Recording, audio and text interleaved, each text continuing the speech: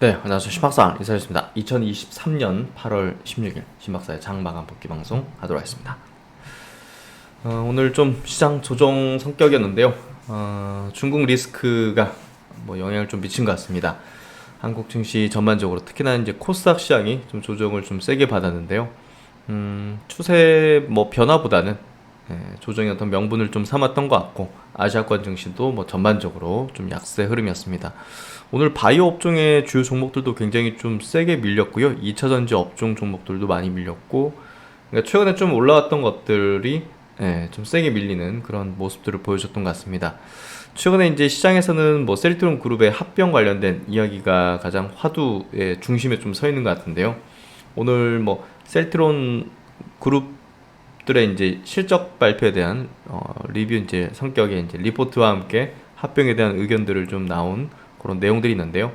거기서 좀 체크해 볼 분들 한번 체크해 보고, 또 오늘 시장 내에서도 강했던 쪽, 특히나 이제 중국 모멘텀을 가지고 있는 그런 종목군들은 또 밑꼬리를 그리면서 크게 올라오고, 또 주요 또 반도체 이제 기업들 쪽으로도 이제 저가 매수가 들어오는 그런 흐름을 보였습니다. 전반적으로 시장 흐름 자체가 그래도 갈 수 있는 종목, 또 주도하는 종목들은 수급이 지속 유입되고 있는 그런 부분이기 때문에 전체 시장에 대해서 조정을 받더라도 우리가 종목 전략은 또 세부적으로 크게 변동할 필요는 없어 보입니다. 그래서 오늘 시장도 면밀히 한번 체크해 보면서 필승의 전략을 한번 세워보도록 하겠습니다. 시장 정리해보죠. 오늘 코스피 지수 1.7% 빠졌고요. 코스닥은 2.5% 빠졌습니다. 거래대금은 이제 평소보다 조금 줄었죠. 11조, 양시장보다 11조 정도. 그리고 하락 종목 수가 월등히 많기 때문에 오늘 웬만한 종목 다 빠졌다 보시면 될 것 같고요. 코스닥은 1200, 1300 종목 가까이가 빠졌네요. 수급 구도는 오늘 코스피 쪽에서는 기관이 3500억을 팔았고, 코스닥은 외국인이 1600억을 좀 팔았습니다. 기관은 1200억을 샀네요. 선물 쪽에서는 외국인이 9천 계약을 이제 순 매도하면서 선물 쪽으로 좀 매도하는. 그러면 이제 코스피 당연히 기관 매도가 나오죠.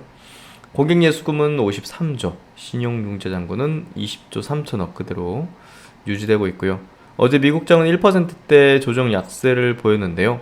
오늘 아시아권 증시도 니케이 홍콩이 1.4%대 약세, 한국 증시가 좀 유독 많이 빠졌죠. 대만은 보합 정도 밑꼬리 그리면서 올라왔고, 상해 증시는 0.8% 약세 마감했습니다. 어쨌든 지금 글로벌 시장의 어떤 조정 성격을 이제 중국의 이제 경기 둔화 리스크가 이제 만들고 있는 부분이기 때문에 중국 증시가 좀 상대적으로 좀 밀렸고, 또 중국 증시하고 좀 연동되는 게 한국 증시죠. 특히나 이제 우리가 원달러 환율을 보면 알 수 있는데, 중국에 대한 어떤 위안화에 대한 어떤 그 배팅에 있어서 또 대체 상품이 또 원달러 환율이죠. 그러다 보니까 이렇게 좀 올라오는, 중기평선까지 돌파하는 흐름을 보이면서 한국 증시의 어떤 조정의 빌미를 좀 만드는 그런 내용이 나왔던 것 같습니다. 그리고 이제 미국 증시에서 이것도 좀 의미가 있어요. 지금 이거 왜 이렇게 10년물 국채금리가 4.2% 여기 좀 세게 올라옵니다. 그래서 이 부분도 좀 부담스러운 어떤 성장주들의 부담스러운 어떤 흐름을 좀 야기시키고 있는 것 같고요. 전반적으로 조정을 보일 수 있는 그런 구간대, 또 나스닥도 61선 부근의 어떤 조정을 계속 보이고 있는 부분들, 전반적으로 좀 쉬어가는 구간 만드는 것 같고요.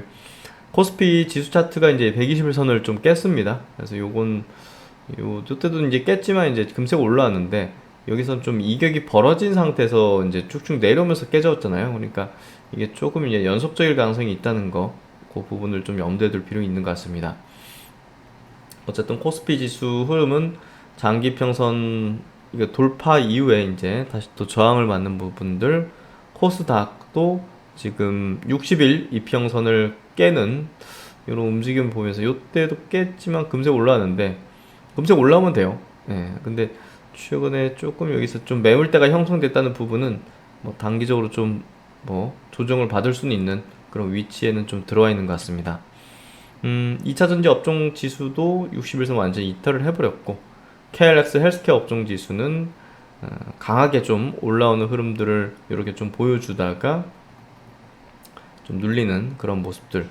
KLX 반도체 업종 지수는 아까 이제 엔비디아 흐름, 비슷하게 흘러갔죠. 그래서 필라델피아 반도체 지수의 흐름 이렇게 좀 비슷하게 좀 흘러가는 모습입니다. 제약업종, KLS 바이오 업종 최근에 발락하는 모습들, 그리고 IT 소프트웨어 쪽도 좀 조정을 받았고, 오늘 이게 종목 무차별적이라 가지고요. 이런 날은 전체 왜 장이 빠졌느냐 이런 전체 매크로 차원에서 좀 해석을 해야 될 것 같아요. 어쨌든 그래서 양시장 모두 지금 시총 상위주들 보면 다 빠졌어요. SK하이닉스 네이버 정도 빼고 나머지 다 빠졌고, 코스닥도 에코프로면 에코프로, 셀트론 헬스케어가 7%대 빠졌으니까요. 말 다 했죠. 셀트론 제약도 6% 어제 이어서 또 빠졌고, 오늘 로봇주들도 12% 레인보우 로보틱스 빠지면서 전반적인 로봇주들도 급락 연출을 만드는, 주도주가 어떻게 움직이냐에 따라 이제 움직이기 때문에, 이렇게 주도주 레인보우 로보틱스가 12% 빠지면 방법이 없죠.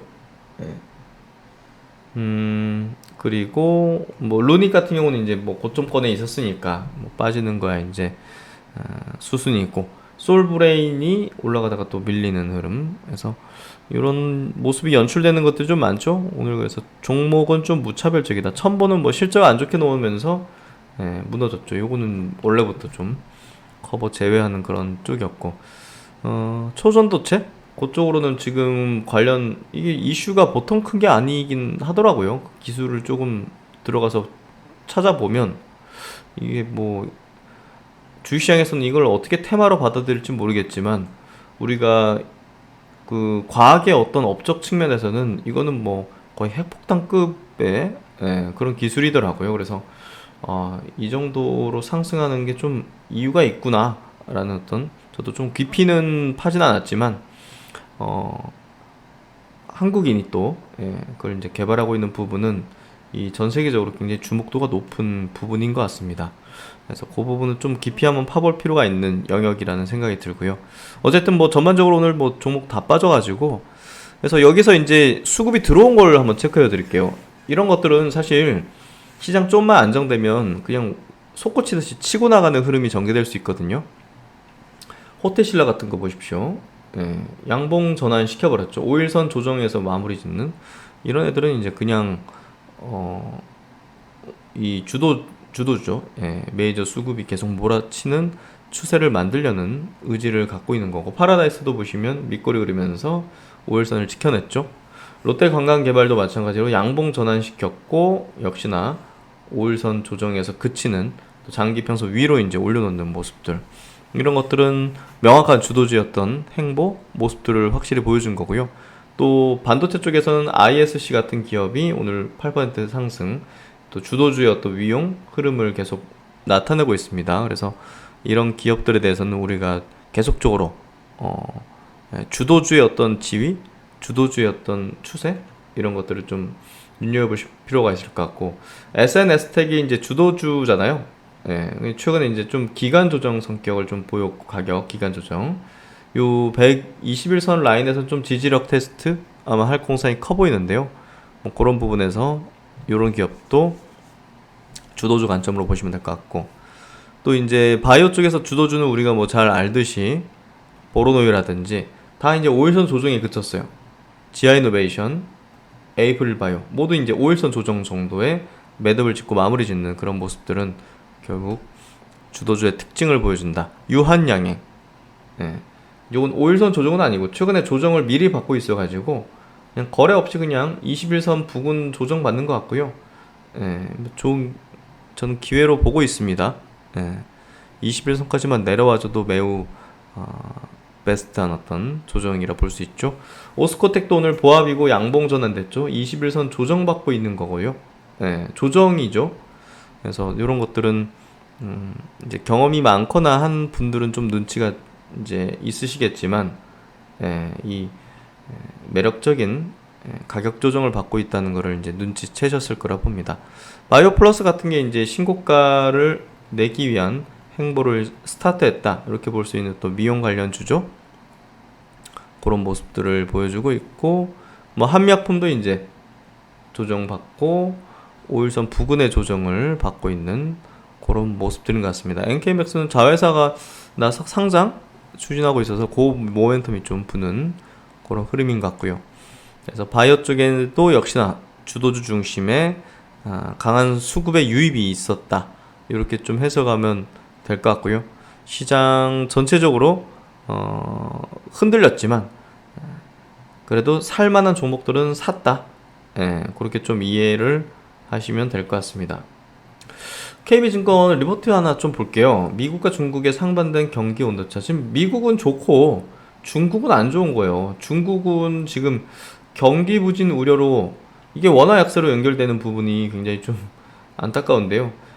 이제 미국은 연준의 긴축에도 불구하고 소비 지표가 굉장히 견고합니다.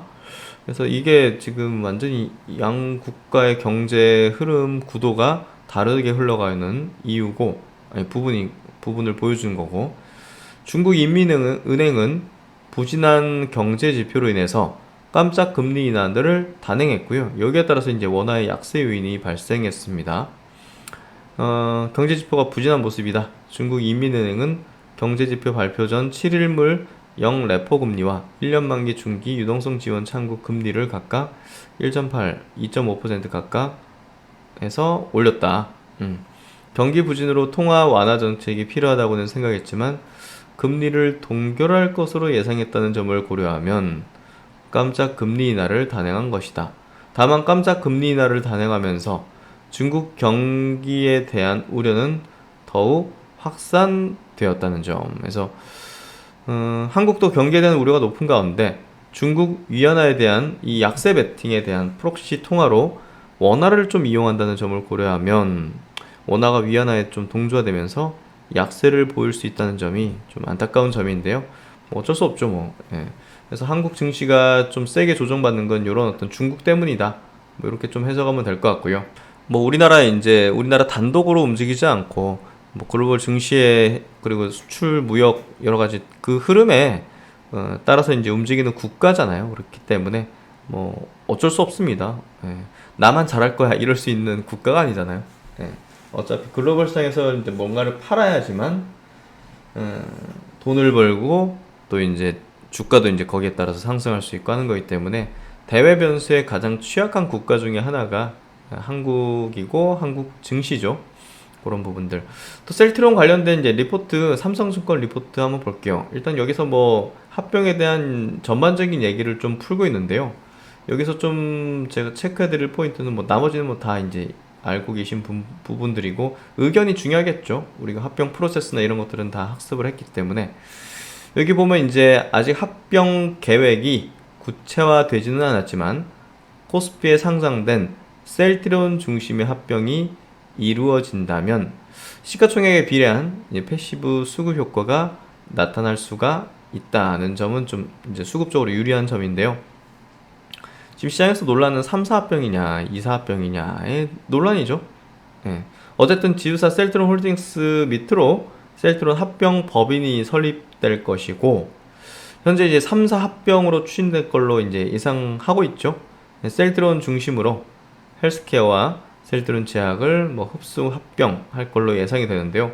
세 개사가 상장 회사이기 때문에 합병 비율은 역시나 주가 이제 이사회 결정 하루 전, 한 달 전, 뭐 일주일 전 이런 식으로 이제 산술 평균해서 뭐 계열사이기 때문에 10% 정도 할증 할인 이렇게 결정될 텐데 뭐 할증 할인보다는 그냥 이제 그대로 이제 아마 결정될 걸로 봅니다. 각사의 주주들 입장에서는 기업의 가치 밸류에이션이 일단은 퍼 밸류에이션 셀트리온이 40배, 헬스케어가 84배, 셀트리온 제약이 105배. 이게 뭐 헬스케어하고 제약이 뭐 별 차이도 없을 정도입니다. 그래서 차이가 나는 만큼 합병 비율에 대해서 부정적인 의견을 내놓을 수가 있다. 주주들이 반발하는 거죠. 예. 야, 밸류가 저렇게 높은 거랑 우리랑 해가지고 합병하면 합병 비율에 불리한데 라고 해서 이게 어려워요. 예. 그래서 지금 그 실무 차원에서도 많은 논란이 있죠. 예. 이걸 단지 그 시점에서 이사회 이제 시점에서 결정 시점에서의 이제 시가로 하는 게 맞는 거냐 이게 그 시기에 뭐 호재, 악재, 실적, 뭐 시장 분위기 이런 거 사실 기업 밸류 측면을 떠나서 다른 변수도 작용되고 있기 때문에 딱 이제 우리가 뭐 어떻게 얘기할 수가 없어요, 사실. 그래서 어쨌든 어떻게 해든 반발은 생길 수밖에 없을 것이다. 그래서 이제 여기서는 셀트론 제약의 밸류에이션이 가장 높게 거래되고 있기 때문에 셀트론 그룹의 합병을 성공시키기 위해서는 합병에서 배제될 가능성도 있다라고 의견을 제시하고 있는 거죠. 의견을 제시하고 있는 거고, 뭐 그럴 수도 있고 안 그럴 수도 있고, 저는 뭐 알 수가 없잖아요. 알 수가 없는데, 야 저거를 지금 떼놓고 두 개 사면 합병한다? 그리고 나중에 뭐 셀트론 제약을 합병한다? 모르겠습니다. 제가 경영진이라면 그렇게 하진 않을 것 같은데요. 합병 절차를 아예 한꺼번에 이게 어찌됐든 진행을 하는 게, 이게 뭐 셀트론 헬스케어 84배 밸류에이션과 셀트론 제약 105배 밸류에이션 뭐 큰 차이도 없는 건데, 이게 어쨌든 한 번에 진행을 해버리는 게 가장 저는 최적이고 맞다고 봅니다. 그게 이제 합병의 방향의 취지에도 맞는 거고. 그래서 여기 이제 요 증권사 의견은 셀트론 제약 밸류가 제일 높으니까 그룹 합병 성공 위해서는 합병 배제될 가능성도 있다라고 그냥 의견 내고 있어요. 뭐 모르지만 뭐 저는 그건 회사 측에서도 옳은 선택은 아닐 것 같습니다. 21년 셀트론 홀딩스와 셀트론 헬스케어 홀딩스 간 합병에서 주주들의 반대로 셀트론 스킨큐어가 제외되었던 사례가 있었죠.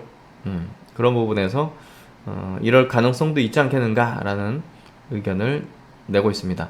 어쨌든 합병 성공은 뭐 어제도 이제 말씀드렸듯이 주식 매수 청구권 규모가 별로 안 나와야 돼요.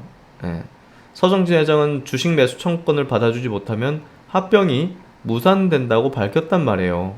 그래서 주식 매수 청구권에 대한 자금 확보가 중요한데, 야 그거는 뭐 M&A로 쓸 수도 있고, 이제 자사주 M&A로 쓸 수도 있고, 뭐 어떻게 쓸지 향후 봐야 되겠죠. 어쨌든 소액주주 비율이 셀트론이 가장 많죠. 66%. 그래서 어쨌든 셀트론 주주의 영향력이 가장 셀 거고요. 셀트론 쪽에서 주식 매수 청구권이 안 나와야 되죠, 많이. 주가가 제일 높은 그쪽이기 때문에 그쪽에서 많이 나와버리면 합병은 안 되는 겁니다. 그래서 셀트론 그룹은 합병을 위해서는 3사 중에서 어떤 주주가 가장 중요할 것이다? 셀트론 주주가 가장 중요할 것이다. 그렇기 때문에 셀트론 주주 입장에서 야 셀트론 제약 밸류 높은데 그거 합병을 이렇게 같이 하는 게 부정적으로 할 수도 있으니까 뭐 그런 어떤 의견이 나온 것 같아요. 이게 회사 의견으로 공식화된 건 아니라서 저도 어떻게 얘기할 수는 없을 것 같습니다. 어쨌든 뭐 지금 셀트론 보유원금은 4,400억, 자사주 7,200억, 또 셀트론 헬스케어도 자산이 현금이 4,100억 있습니다. 자사주 2,900억. 그래서 이런 정도. 또 자사주에 대해서는 교환사채를 발행하거나 담보대출, 또 우호 세력에게 매도해서 자금 확보하거나 또 합병 찬성에 대한 의결권을 이제 확보할 수가 있기 때문에 다양한 어떤 용도로 이제 활용할 이제 부분들은 있을 것 같고요. 어쨌든 오늘 센트럴 그룹주 비롯해서 뭐 그 바이오 종목들도 전반적으로 좀 세게 조정을 받는 모습이었고요. 어쨌든 최근에 좀 주가가 좋았던 것들 중심으로 더 세게 조정을 받았어요.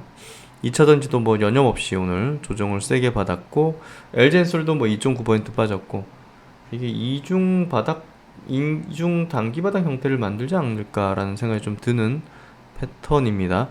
에코프로 6% 빠졌고, 에코프로 BM도 4.5% 빠졌고요. 뭐 전체적으로 다 빠졌다고 보시면 될 것 같습니다.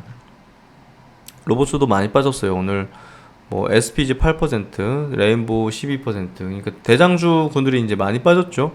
티라이오텍 11% 빠졌고, 티로보틱스가 5.9% 빠졌고 해서 오늘 로봇주도 뭐 종목 차별적으로 빠진 게 아니라 그냥 업종이 다 같이 빠진 거죠. 그렇게 됐고, 하여튼 뭐 오늘 뭐 특별한 뭐 얘기보다는 그리고 이제 셀트론 실적이 나왔기 때문에 관련된 리포트 보면 SK증권에서는 제목이 지금 주가에서는 안 살 이유가 없다. 왜냐? 하반기 실적은 상당히 긍정적일 걸로 예상되는데 10월 램시마에서 미국 허가, 또 스텔라라, 아일리아 다수 신제품 개발 순항 주목되고 있고 합병, 공보험, PBM 등재, 램시마에서 미국 허가 등 주가 반등 모멘텀은 본격화될 것이다. 그래서 하반기 대형 바이오 탑픽 관점을 유지한다라고 이야기하고 있습니다. 그래서 모멘텀이 풍부하기 때문에 근데 이번 실적 때문에 부정적으로 좀 의견을 가질 필요는 전혀 없을 거라고 보고요. 그만큼 시장의 분위기는 바이오 업종에 계속 우호적으로 작용할 걸로 봅니다. 그래서 그렇게 합병을 또한 또 기업가치 레벨업 기대된다. 또 유진증권에서 리포팅이 나왔고요. 합병을 가정한 셀트론 그룹의 타겟 12개월 포워드 시가총액 42조. 네. 헬스케어하고 합쳐가지고 또 산도츠 같은 경우 상장 이후 올해 말 상장 예상인데요.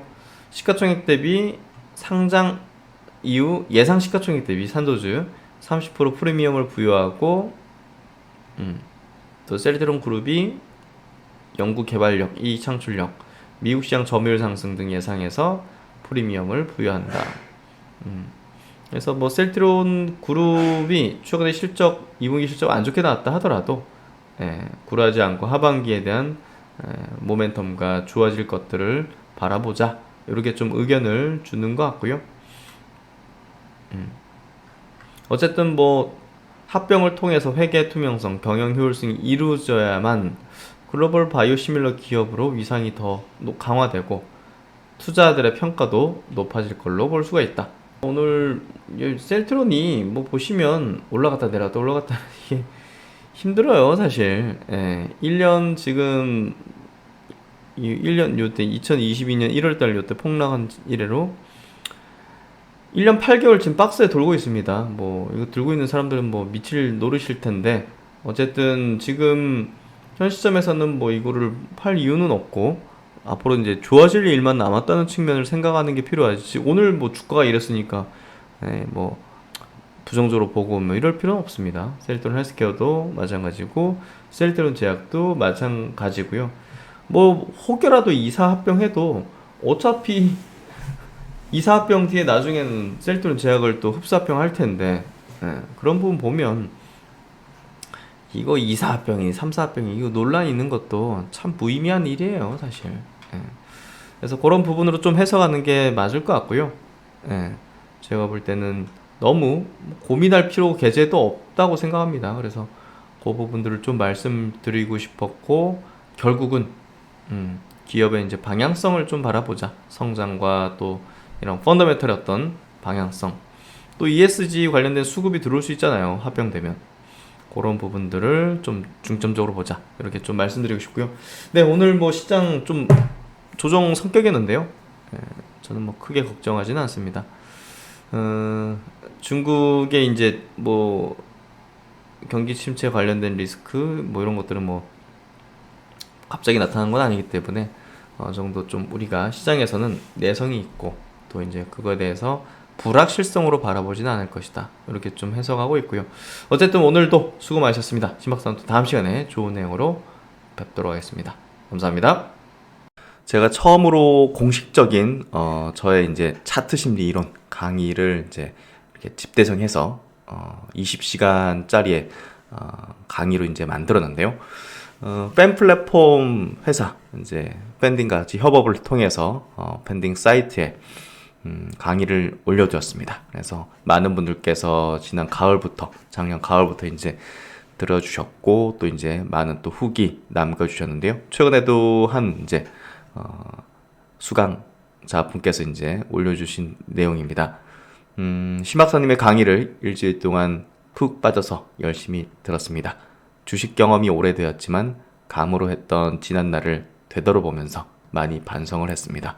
이제 주식 인생의 첫 번째 스승님을 모시게 되었으니 평생 가르침을 배우며 열심히 공부하겠습니다. 저는 이 부분이 좀 더 굉장히 감명 깊었던 것 같아요. 제 강의를 듣고 나서 안개가 많이 걷힌 것 같아. 주식을 처음 시작할 때 저도 그랬던 것 같아요. 뭔가 좀 이쪽 방향으로 가면 맞는 걸까? 예, 이쪽 터널로 들어가면 분명히 출구가 있는 걸까? 예, 이쪽 구름을 안개 구름을 헤치고 나가면 빛나는 어떤 세상이 있을 것인가라는 어떤 그런 것들. 제 차트 심리 이론은 사실 이제 어떤 원리적인 부분인 거죠. 예, 우리가 어떤 뭐 종목이나 업종이나 산업이나 시장을 분석하는 거를 사실 뭐 뛰어넘어서 원리적인 작동 원리죠. 그 작동 원리에 대해서 이해를 하게 된다면 사실 굉장한 어떤 뭐랄까 자신감이라고 해야 될까요?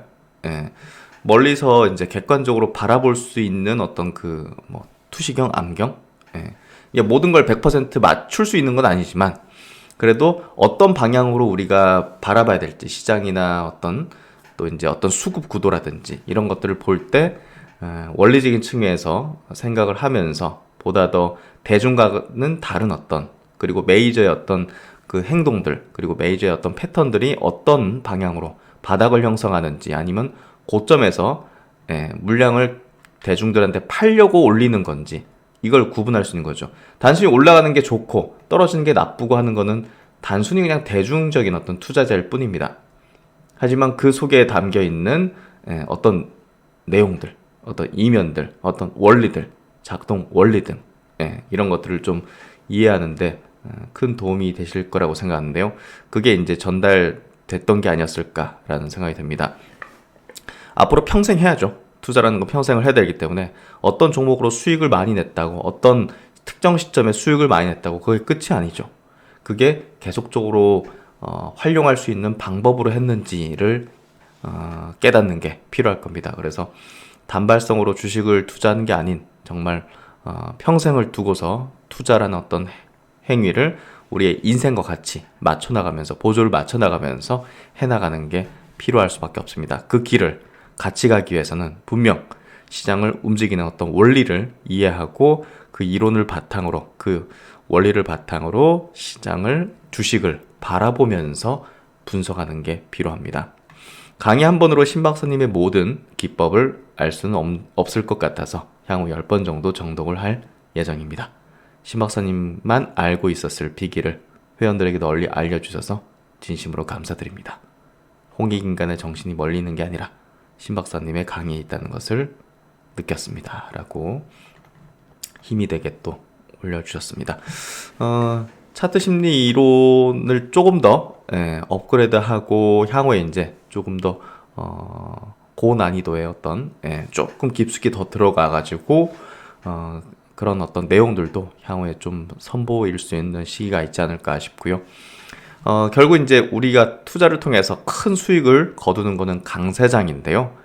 강세장이 오기 전까지 우리가 충분히 그 내공을 쌓아서 행동으로 바로 즉각적으로 할 수 있도록 이론적 탄탄함, 기준적 탄탄함, 그리고 시장의 어떤 작동 원리를 이해하는 그 단단함 그런 것들을 갖고 있어야 될 것 같습니다. 그래야 확신을 가지면서 좀 강한 또 이제 투자의 어떤 베팅을 할 수 있고 그걸 통해서 계좌를 또 레벨업 할 수 있고 어떤 종목은 또 단기로 해야 되고 어떤 종목은 또 장기로 해야 되고 하는 구분을 확실하게 할 수 있을 거라고 생각합니다. 그래서 앞으로도 많은 분들께서 차트 심리로 이론을 통해서 철학적 기준을 탄탄하게 만드셨으면 좋겠다는 생각이 들고요. 강나루님께도 이렇게 또 후기 남겨주셔서 감사드리는 말씀 전하도록 하겠습니다. 제 영상의 댓글 보시면요, 강의를 수강할 수 있는 이제 URL 주소를 이제 남겨놨는데요. 그 커리큘럼에 대해서 한번 간략하게 체크해 드릴게요. 결국은 100억 주식 자산가로 가기 위해서는 정말 탄탄한 어떤 기준을 갖고서 다양한 시장에 대해서 대응할 수 있는 방법론을, 전략들을 가질 수 있어야 됩니다. 그래서 여기 이제 미리 보기 영상, 이건 누구나 볼 수 있게 열어놨는데요. 카카오에 대해서 제가 갖고 있는 그 차트 심리 이론상의 7가지 아이템 법칙의 실제 적용 사례를 통해서 메이저 세력들이 매집한 구간들 주가가 띄우고 또 대중에게 팔기 위한 어떤 액션들이 어떤 메커니즘으로 이제 프로세스로 이제 만들어졌는지를 통해서 대중과 어떻게 반대로 우리가 액션을 취해야 돈을 벌 수 있는지에 대해서 쉽게 카카오 종목을 통해서 적용 사례를 분석을 해드렸습니다. 이 내용을 보시면 너무나 명확히 이해가 가능하실 거라 생각하고요.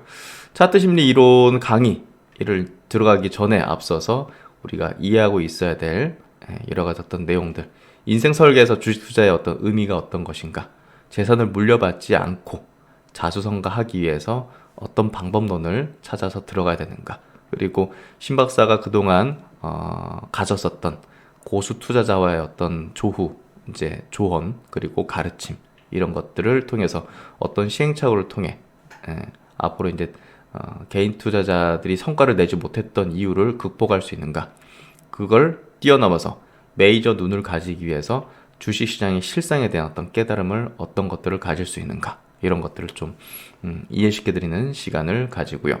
또 이제 100억으로 가기 위해서 어떤 방법론을 가지고서 어떤 순서로 하는 건가, 뭐 처음부터 막 장기 투자 뭐 이런 기보다는 우리가 뭐 1000만 원을 가지고서 100억으로 가기 위해서는 순서를 어떻게 가지는 게 필요할 것인가, 많은 이제 100억 이상을 벌어들인 투자들을 이제 통해서 그 방법론이 어떻게 하는 게 가장 효율적일 것인가, 단기 트레이딩도 무시할 수 없을 뿐더러 또 강세에 왔을 때 주도 업종에 집중하는 거, 또 장기적인 어떤 투자에서는 시대 성장주에만 투자 전략을 가져야 되는데 그게 어떤 전략인지, 이런 것들을 순서를 통해서 젊은 분들께서도 20, 30대 젊은 분들께서도 1000만 원, 2000만 원을 가지고서 어떤 방향으로 투자 방법을 공부를 해나가야 될지에 대해서 추천을 해드리는 시간입니다. 그리고 이제 결국은 5%의 상위 5%에 이기는 투자자가 되기 위해서 알아야 될 것들을 해서 결국 이제 이번 뭐 동학개미 운동 통해 가지고 다소 깨닫는 부분이 있을 거라고 생각하는데요. 메이저와 대중은 시장에 대한 인식의 차이를 반드시 갖고 있습니다. 그리고 포머 현상을 통해서 대중적인 최면 현상이 역사적으로 어떻게 벌어졌는지에 대해서 간략히 이야기 드리면서 결국은 이번에도 뭐 패닉 바잉 현상 같은 것들이 있었죠. 이런 것들은 역사적으로 계속 반복이 되었었습니다. 주도주로 불리는 시점부터, 그리고 주도주 저점 매수를 외치는 시기 해서 대중들은 어느 시기에 뛰어들어서 물리는가, 이런 것들. 그래서 투자 가치관의 확립의 중요성이 중요하다는 것을 다시금 이야기 드리는 시간. 그리고 동학개미 운동의 시사점, 그리고 피터 린치라는 투자의 어떤 현인의 칵테일 이론에 비춘 지금 시장의 어떤 패턴, 그리고 타이밍이 얼마나 중요한 것인지, 아무리 좋은 종목을 알았다 하더라도 좋은 타이밍에 매수하거나 매도하지 못한다면 아무 소용이 없습니다. 주식 투자는 나무와 숲을 같이 봐야 한다는 측면을 이야기 드리고, 어떻게 보면 타이밍이 더 중요할 수 있다는 측면들, 카카오, 네이버, 삼성전자 좋은 주식인 거 누가 모르겠습니까? 하지만 왜 대부분의 사람들이 물려 있는가를 생각해 본다면 어찌 보면 타이밍이 더 중요할 수 있다는 걸, 그 타이밍을 포착하기 위한 어떤 이론이 굉장히 주식 투자에서의 성패, 또 장기적으로 우리가 100억 이상을 버는 데 있어서 매우 중요할 것이라는 것을 알 수 있게 해주는 그런 내용들을 담아봤습니다. 그래서 메이저, 기관, 개인 간의 포식관계, 피라미드 구조를 통해서 우리는 당연히 대중투자자의 습성을 버리고 완벽한 거대 외국계 자본 내지는 기관, 사모 계열의 집단들의 특징을 이제 우리가 따라잡아서 그쪽에 이제 편승하는, 고래 등에 올라타야지 새우들 틈에서 계속 왔다 갔다 하면서 그들과 함께 말을 섞고 생각을 섞고 행동을 섞으면 결국은 이 포식자의 먹잇감밖에 되지 않는다는 것들을 종목별 사례를 통해서 이해하는 매우 중요한 시간을 6강에서 가지게 됩니다. 이 챕터 3에서는 메이저 큰손의 전략을 이해하는 매우 중요한, 여러분들이 이제 주식에 대한 어떤 가치관을 완전히 뒤집어 버릴 수 있는 그런 내용들을 담았기 때문에 굉장히 중요한 내용들이다.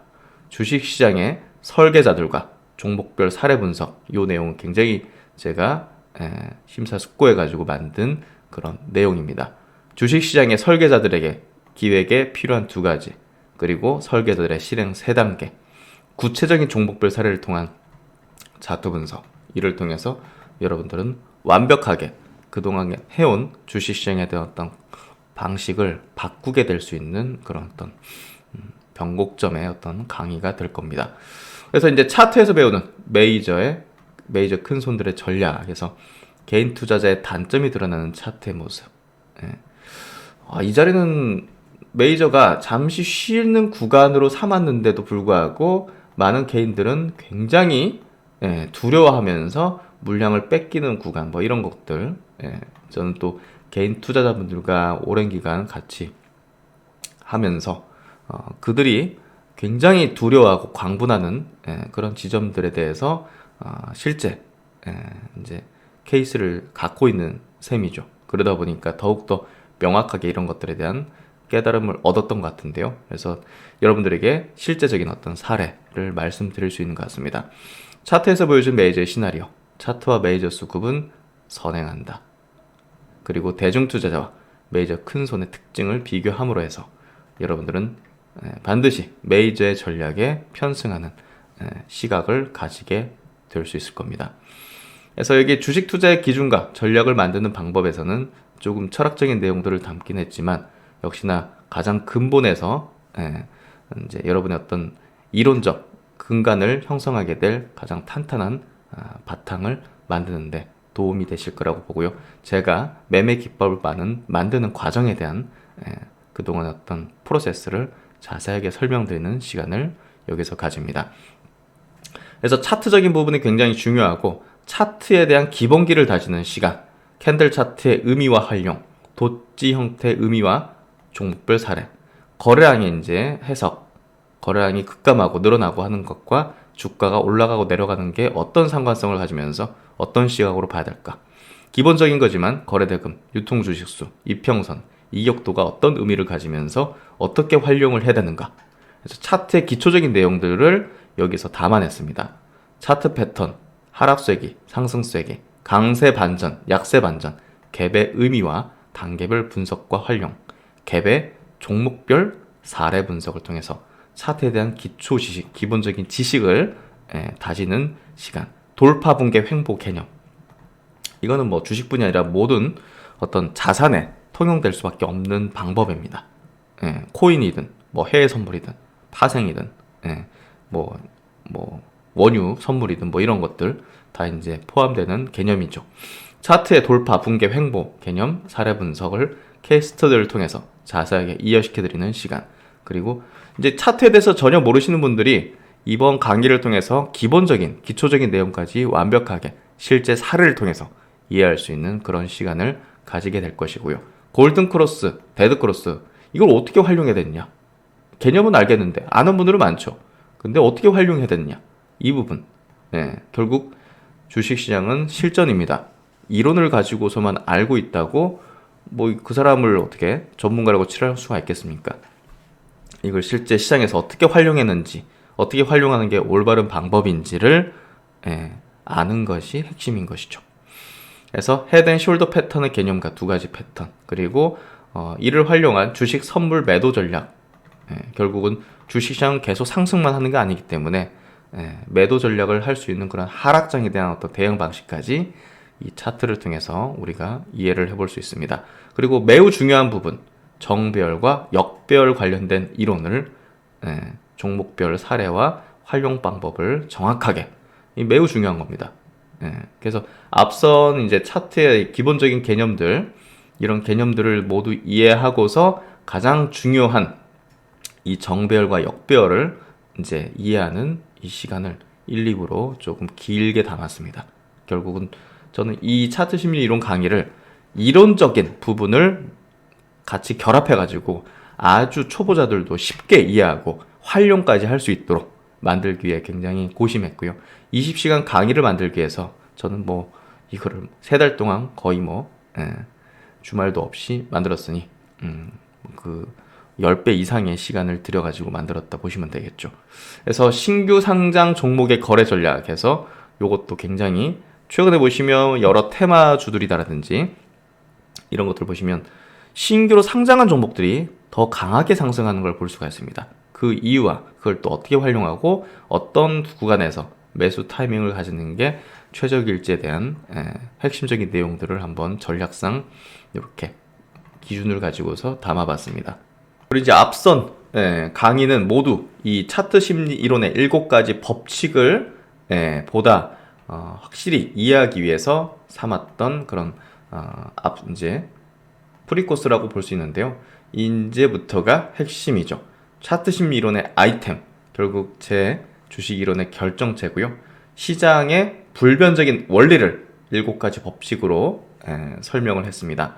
종목의 선택과 비중의 조절, 그리고 매수, 매도 타이밍을 결정할 수 있는 그런 기준점을 이제 이 아이템, 기본 7가지 법칙을 통해서 이해할 수가 있고요. 21년도 1월이 굉장히 중요한 결정했던 시점이었던 이유에 대해서 명확하게 이 이론으로 설명을 해드리고 있습니다. 그래서 아이템 이론이 뭐 1번, 2번, 3번, 4번, 5번, 6번, 6번은 지금 3부로 굉장히 길게 돼 있죠. 정확한 어떤 종목별 사례, 분석, 또 활용하는 방법까지 타이밍에 대한 부분을 기준점을 가질 수 있게 하는, 또 종목을 선정하는 기준을 가질 수 있는 그런 부분들, 결국은 시대 성장주하고 아이템이 결합될 경우에는 주도주가 탄생하게 되는데요. 최근에 이제 급등했던 에코프로 PM, 또 코스모 화학이라든지 나노 신소재 같은 기업들이 아이템 법칙에 정확히 부합했던 그런 종목군이었죠. 그래서 결국은 차트 이론이지만 이 차트 이론은 당연히 시대 성장주하고 결합을 했을 경우 가장 폭발적인 이제 상승을 하는데, 그 이유는 당연히 메이저들도 이런 그 성장주, 시대의 성장주 쪽에서 매집을 하기 때문이죠. 그러니까 물량을 가장 많이 가져가려고 하기 때문에 그게 이 법칙에 포착이 되는 거라고 보시면 될 것 같습니다. 메이저 포착 기술, 메이저 포착 법칙, 그거라고 보시면 되겠죠. 그래서 이 아이템 법칙을 통해서 21년도 1월달 셀트론 그룹에 대한 매도 의견을 드렸던 이유였는데요. 이거에 대해서 자세하게 설명을 하고 있습니다. 매도 결정의 근거는 당연히 차트 심리 이론이었고, 대중적인 반응을 통해서 천정권의 시그널을 파악을 했었고, 셀트론 헬스케어와 제약의 시작의 끝은 아이템의 실현이었다는 점. 그래서 매도 타이밍에 대한 부분도 이렇게 기준점을 두고 설명하는 이런 어떤 내용들을 담았고요.